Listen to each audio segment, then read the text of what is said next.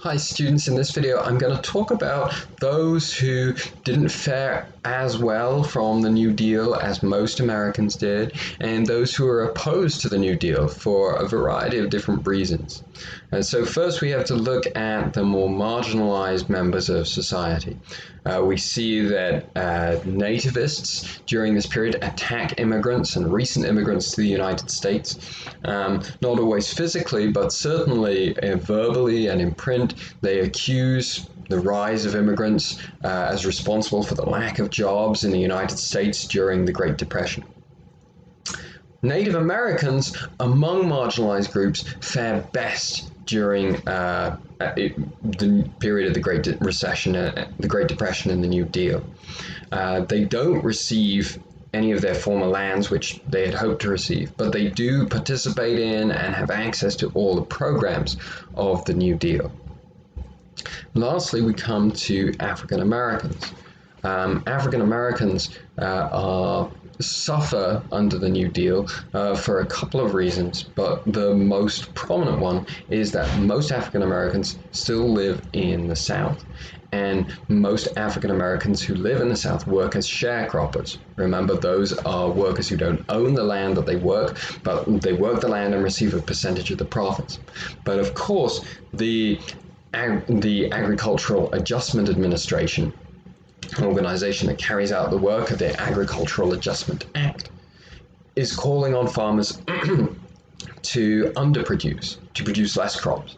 And so this means that there's no demand for sharecroppers to do the work that they've normally done. And in a number of instances, they're driven off the land that they had maybe worked for a number of years. And so if they're driven off the land, there's little that they can do to support themselves.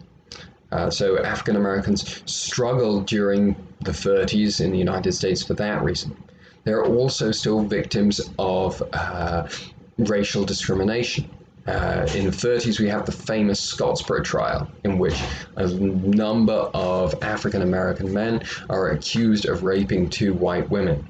And they're convicted and sentenced to death. The case is retried, overturned, appealed more than any other case. In the end, sentences are commuted for a number of those convicted. But what's most significant about this case from a historical perspective is that it establishes a number of important precedents. First, that the Supreme Court originally throws this case out because they claimed that the state of Alabama, where this had taken place, had not provided the defendants, the African American men, with adequate representation. And so there's a new burden on states to make sure that all citizens who are brought to trial receive fair representation, a fair defense with an attorney. The second time the Supreme Court faces this case, it sends it back on the grounds that the jury that convicted these defendants was all white.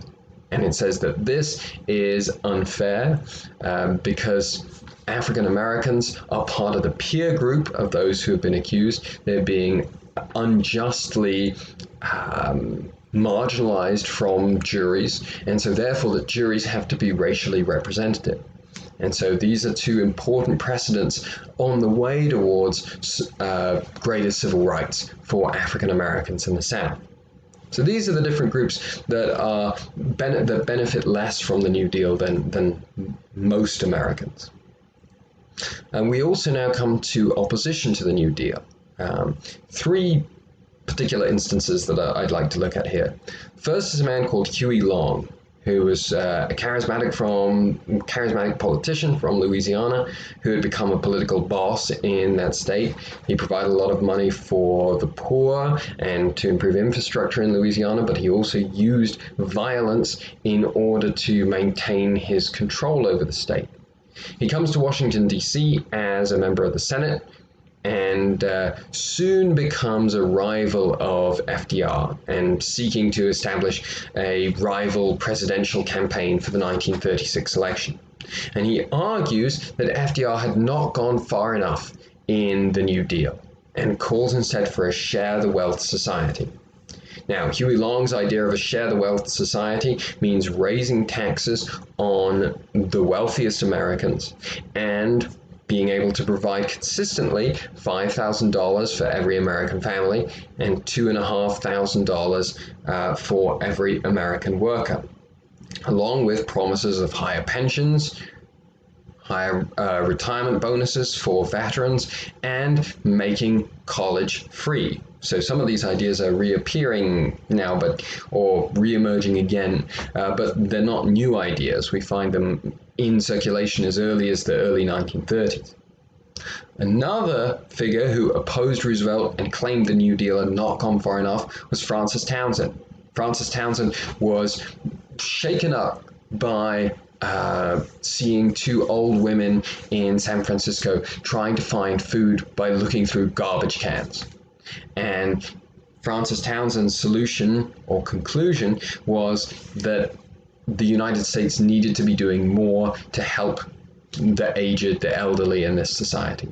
And so he proposes that the government should provide all people over 60 with $200 a month, that they would be forced to spend all of this $200, but that in doing so, they would be energizing the economy, and that there would be jobs that would be created or sustained through the spending that would be taking place.